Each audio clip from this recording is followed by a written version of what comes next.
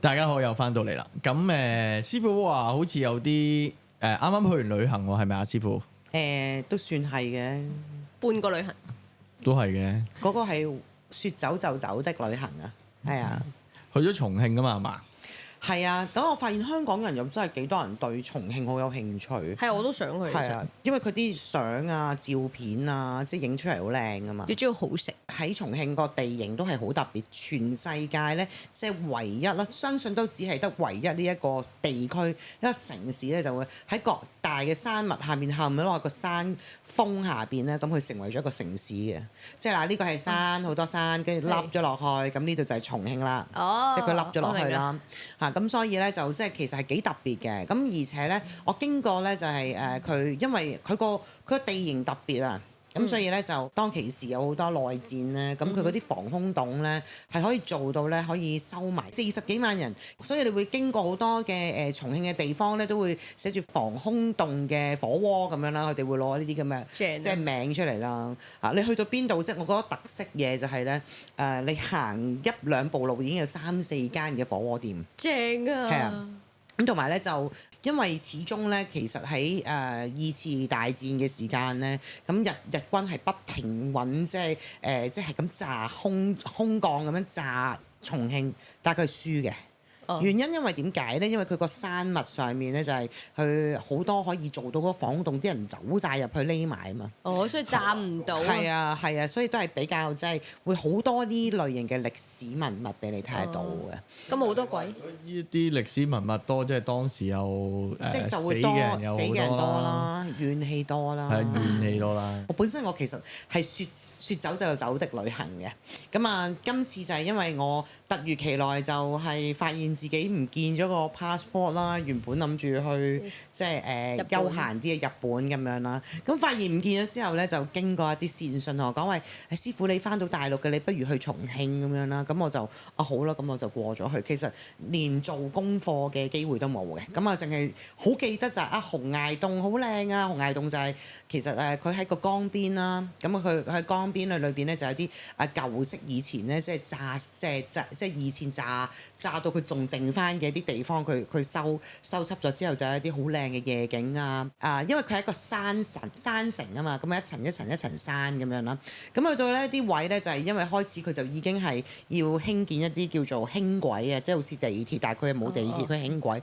咁啊，因為佢要走，所以佢咪會向上走咯。咁向上走之後咧，就為咗咧要係交通方便咧，就喺個大廈嗰度嗰個即係個位嗰度咧，一層咧就變咗一個咧路軌俾你咁樣樣。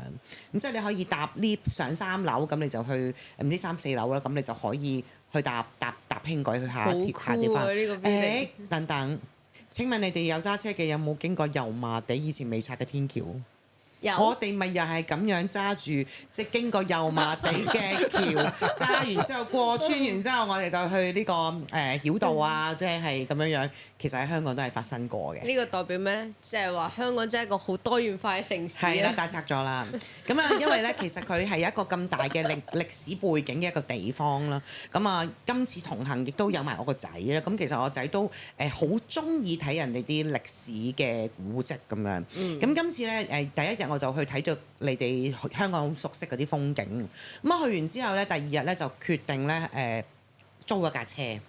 就租埋個司機，都平嘅，其實都500蚊人民幣咧就可以租足佢1日嘅。咁佢係啦，咁佢就市內走啦，因為其實咧，如果真係靠我而家年紀大啦，或者即係就算唔係我呢個年紀嘅嚇，咁因為其實咧去到夏天重慶都好熱嘅，仲有好多人。咁仲要啦，我講得出我哋喺香港都發生緊嘅嘢，其實佢一模一樣都係向上山行嘅。哦，好攰，一定好攰。同埋你要識得個路，唔知邊度搭邊個 lift 咁樣上去咁樣啦。咁所以我就嗌架車。咁嗌架車之後，佢就俾我有一個叫行市內嘅一啲嘅景點啦。咁佢就帶咗我去啦，因為我要攞翻個電話出嚟，因為其實我就對一啲歷史人物就唔係好熟悉嘅。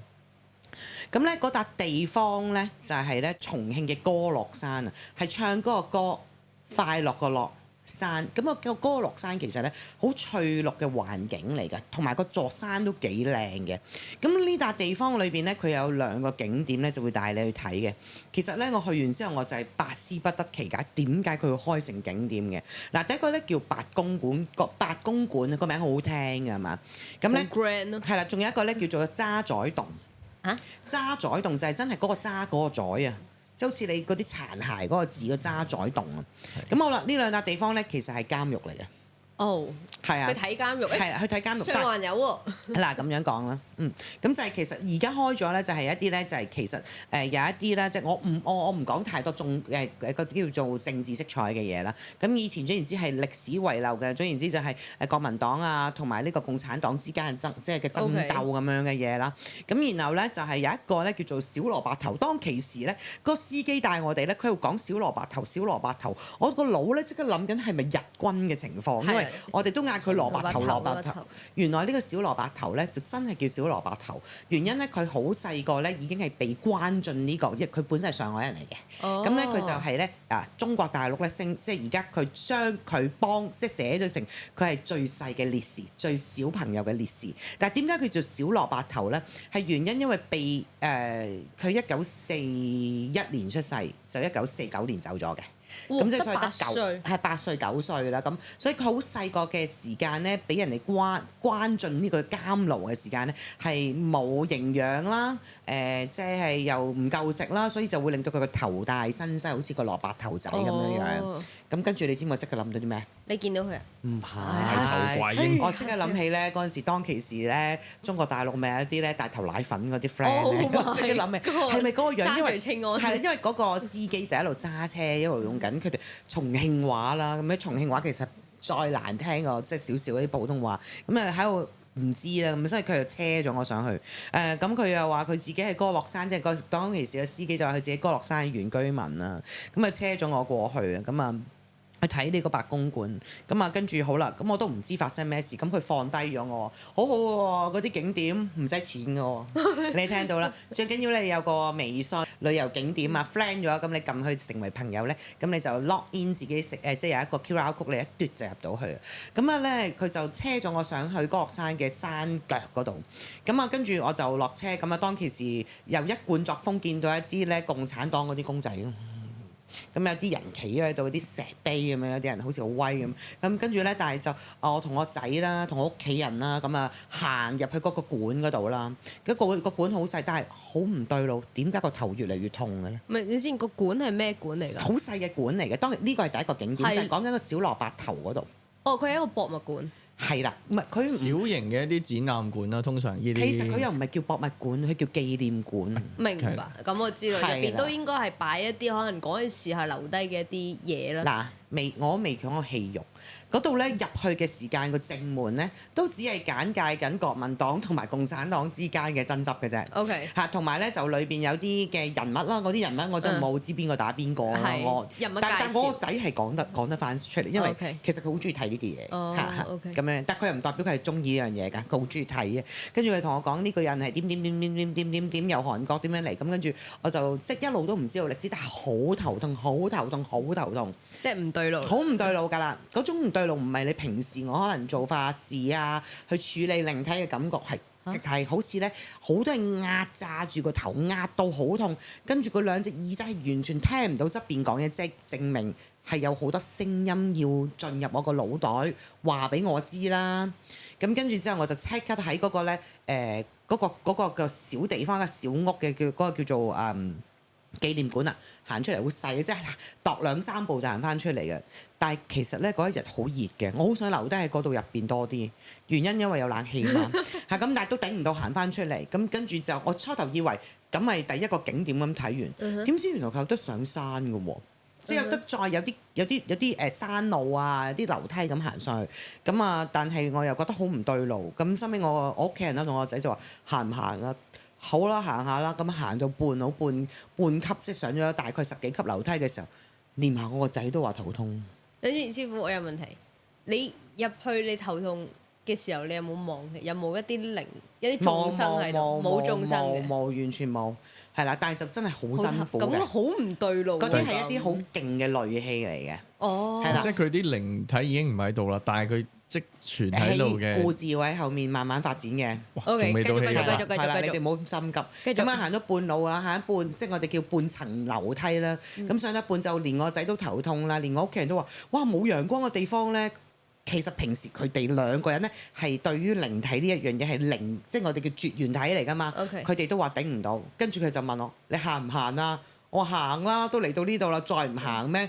咁樣喺度卜卜卜咁樣再上去啦，咁啊再上咧都上山，其實其實幾痛苦嗰日無端白事行山，咁啊行佢我又唔知原來要行山啦，咁樣行我嗰日我都係輕便嘅便裝，有影相嘅，我哋亦都有影低啲片段話頭痛嘅。 OK 咁你行到上去之後咧，咁上緊咧就又再見到一間小屋仔啦。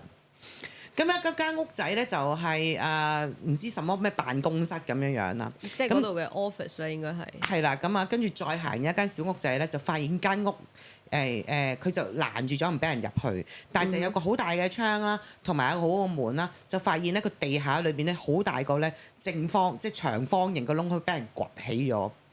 即係個屋嘅地板，地板入邊係已經係泥巴，但係咧佢就已經咧好似起咗一副棺材，剩翻個窿喺度。哦，你明白 my 點解 God 我頭咁痛？即係其實嗰個屋仔下邊以前應該係有一個棺材喺下邊。嗱，你聽住啦，我而家所以點解我要攞呢個小蘿蔔頭出嚟？咁咧，其實當其時咧，佢就1949年9月6號咧，就係咧成家人喺嗰笪地方嗰度，全部一次過俾人殺死晒。喺嗰間屋入邊。係。咁然後咧，再將佢哋嘅屍首直頭係埋咗喺嗰間屋入邊嘅地下嗰度。即係你真係見到個棺材窿。咁係啊，你去都見到㗎。即係我會諗嗰個長方形窿會唔會埋其他嘢，可能唔係埋棺材，結果真係埋。嗱。呢度啦，哇即係上網已經睇到㗎啦，佢呢度，但係啦，即係佢自己其實佢就將佢咧就埋咗喺一間房入邊嘅。咁呢個咧就係佢哋在生嘅時間影嘅相啦。係，我真係覺得咧，所以我覺得好奇怪一件事，點解你哋可以將一個咧叫做冚家產嘅地方、死晒人嘅地方，設為成為咗一個叫做博物館俾人去睇啦？仲要有景點俾人行上去睇。係啦，所以你明白點解個戾氣咁強，直頭頭痛。咁啊，仲要咧嗱，中國大陸咧，佢對於一啲超度文化係非常之低嘅。係佢哋係唔係啦允許咁滯嘅。係啦，咁咧就門口咧就有個咧 counter 咧，可以買幾支白色嘅菊花咧，行過去放低俾佢。試問一個眾生，我淨係收到支菊花，你覺得佢興唔興㗎啦？唔好話眾生，我而家都係個大佬。嗱，除此之外咧，就係咧已經係將即係咁講啦，有少少敏感，所以有啲説話我唔會講啦。咁但係咧烈士啊嘛。即係將佢哋因為成為咗烈士，咁佢哋到而家咧都係俾人哋咧不停係咁推崇啊、追捧啊，即係將佢哋咧走咗之後嗰個嘅名字啊，所有都發布緊啊咁樣樣啦。咁但係又唔超度啦，咁所以其實就咿哇哇鬼嘈咁樣樣咧，真係覺得好辛苦啊！即係佢當其時佢哋嘅知道咧係有一個師傅嘅人啦嚟到呢度啦，咁佢哋亦都係祈求希望可能派一啲功德俾佢啊，即係俾佢等佢讓佢舒服。其實佢哋已經死得好慘㗎啦，嚇咁跟住之後我就知道，哦咁啊我就要翻嚟香港咧，就平時我哋咪每個月都會喺佛日裏邊會做一啲功德俾佢哋嘅陰人嘅功德啦，咁我就走去即係今日我哋做咗啦，咁樣樣就用翻佢哋個名啦。咁啊如是者行完之後咧。咁啊算啦，咁啊跟住再落翻山啦，即腳到跛滯由個山行翻落去咁樣，去到嗰個白公館咁樣啦。咁啊白公館咧其實都係一啲關於之前可能即係中國大陸之間同國民黨之間嘅爭執嘅問題紀念館。咁啊再車咗我去另外一笪地方，嗰個我就唔係好記得，可能要揾翻啲文獻。哇！呢個真係勁，呢個監獄真係話俾你知，都係叫白公館，個名好靚。咁原來咧嗰度咧就係咧，佢而家設立翻係原址咧，係同即係之前咧，即係佢哋國民黨同埋共產黨之間咧，即係嗰個即係監獄啦嚇，佢都係冇乜點變到，所以你入到去會見到好多繁體字啊，甚至乎係台灣個青天白日滿地紅旗啦，即係佢都會有呢一樣嘢喺度嘅。咁但係咧入到去咧，佢就會有一個好似我哋操場好大個操場咁樣樣啦。咁另外咧就會有一個細嘅 room， 細個 room 好細一個細。咁啊呢度我哋行入去第一個房，咁就係寫住女子監獄宿舍咁樣。咁跟住就裏邊有翻好多咧，就係以前佢哋嗰啲人瞓嘅格局喺度。咁咧佢每一間房其實最恐怖一樣嘢就係咧。佢會將嗰度嘅烈士所有人嘅名啦、個樣啦，就會整晒個 brand 度擺到名啦。即係一塊牌咁樣擺。一塊牌就係嗱，譬如A、B、C 陳大明真係好慘啊！成日都係俾人咁樣用，即係有塊牌咁樣，陳大明生於幾時，死於幾時咁樣樣啦。即係會喺度，即係會將嗰個烈士嗰個名字咁擺落啦。咁第一間房我同我仔，因為當其時屋企人有人就唔舒服㗎啦，咁我同個仔兩個去第一間房，全部死於1949年。跟住我同我仔講，全部都係49年死。佢梗係啦，嗰陣時咧，即係過嚟，梗係你知戰俘唔會留噶嘛，一嘢就咁樣就死噶嘛。行去第二間房，死於1949年。第三間房1949，仲要去到我哋第6、7間房，全部都係1949年死嘅，即係男女女。咁你話啦，即係呢一種感受啊，去到俾人哋個感覺係幾咁。即係幾咁不寒而慄。我嗰種第一樣你唔好講唔講靈體嘅問題先啦，你講緊你個感覺已經就算你 feel 唔到，㗎嘛你入到去，跟住之後知道呢樣嘢，然後之後仲要一個塊牌咁擺喺度，哇！見到都仲要係有樣㗎，仲要係呢個係跟住仲要數，咦呢個唔夠24歲喎，咦呢個得12，呢個得13歲㗎啫喎，即係自己喺度數呢一樣嘢咧，其實嗰度係。我諗嗰個49年嗰個月份，其實嗰度已經係用槍掃射咗超過100幾個人喺度㗎。喺個監獄入邊。係啊，咁但係咧，我又係好唔明白點解又要將一啲被廝殺嘅地方去成為咗一個咧紀念館。即係而家係紀念佢哋係啦，同埋咧就係完全又係冇乜嗰個叫做超度嘅文化咯。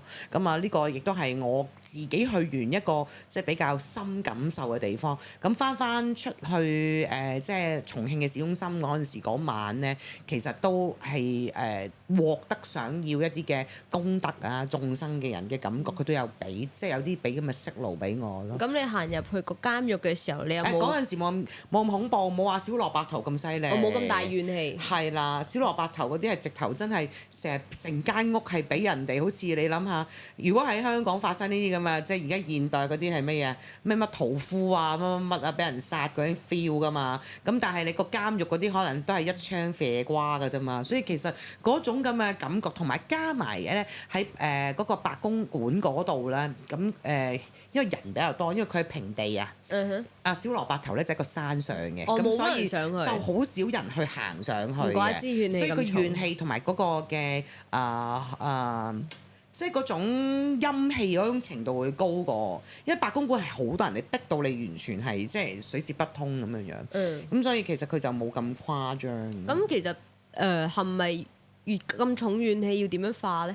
即係嗱，作為一個師傅咧，咁我又唔係喺嗰度嘅原居民啦，咁我又唔係喺嗰度住啦，咁同埋我又冇咁多架撐啦，咁其實就係只係真係可能我會送上一啲嘅功德俾佢翻到嚟香港，咁我冇理由大鑼大鼓我就想去重慶行去人哋嗰個烈士碑嗰度。師傅，你會俾人捉走，你會俾人捉走，千祈唔好試。所以其實都係一啲嘅緣分，即係俾我感受到，但係係咯，即係我屋企都好奇怪，我即係嗰陣時第一句講句，即係衰啲講句，跳嗱聲呢度冚家產，冚唪唥我喺度死㗎喎！即係嗰陣時我真係咁樣講㗎，我個心即係極度敏感啊！用廣東話應該唔係太明嘅，我覺得都好啲嘅，真係。所以可能有好多香港人聽得明㗎喺嗰度。唔係咁，即係出自於一啲功德之心。呢個真係呢個，我會覺得有啲過分咗。你點會將人哋冚家發生咗嗰個地方原生地咁樣擺翻出嚟？然後你擺到仲要係唔係，其實佢有樣嘢嘅，佢係想有個即係學我仔話齋呢啲咪唔知乜乜教育啊，即係想讓人哋知道佢哋係好大嘅烈士嘅犧牲啊咁樣樣。令到世人記得佢哋個名啊嘛。呢個亦都係我覺得係 understandable 嘅，但係問題就係你唔係咁樣。最開心有一樣嘢，你知唔知落翻山行翻出去嗰陣時咧，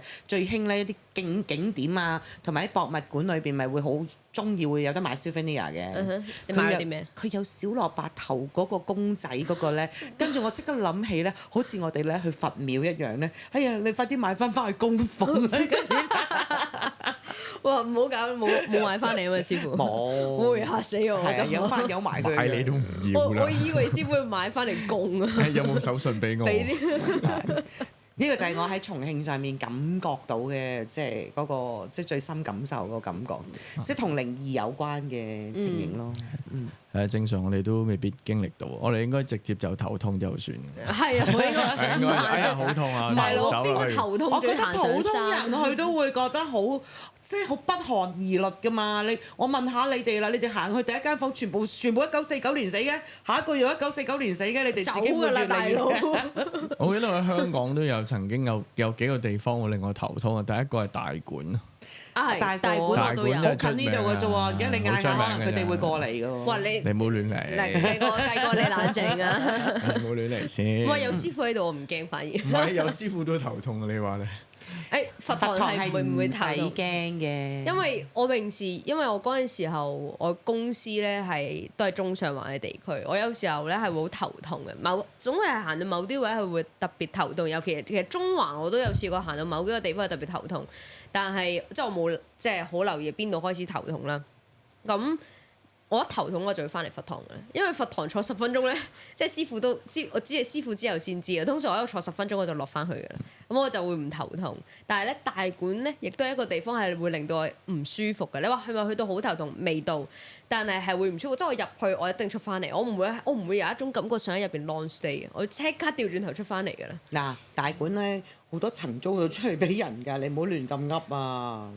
下邊酒吧我會去。不過試過咧，大館咧都有人去完大館過嚟求助嘅，即係都有嘅，真係有人。同埋去完酒吧真係。唔係 behind bar 係先係最日咩咯？光日白即係講明。平日嘅時間3-4點鐘咁樣咯，即係都有啲喺大館嘅人啊，工作啊，即係喺度租地方嘅人咧，都有嚟過去即係做一啲求助個案。我諗都係怨氣重啫，嗰度冇乜嘢嘅應該係咪啊？影響身體健康啫，索咗一下。唔係影響，頭痛咪直頭 stay 喺嗰度做嘢嘅人。哦，咁係啦唔怪得知啦，日日索，夜夜索。北角亦都發生過好多即係離奇嘅一啲嘅車禍嘅地方嚟嘅，例如可能係個斜路嗰度，即係突然間有小巴即係嗰啲衝我落嚟撞親人啊，即係呢啲咁嘅事件啦，係啊，但係不過都好多佛堂嘅喎，附近嗰度。係㗎，都好多㗎其實。咁我以為北角其實係一塊唔錯嘅地方，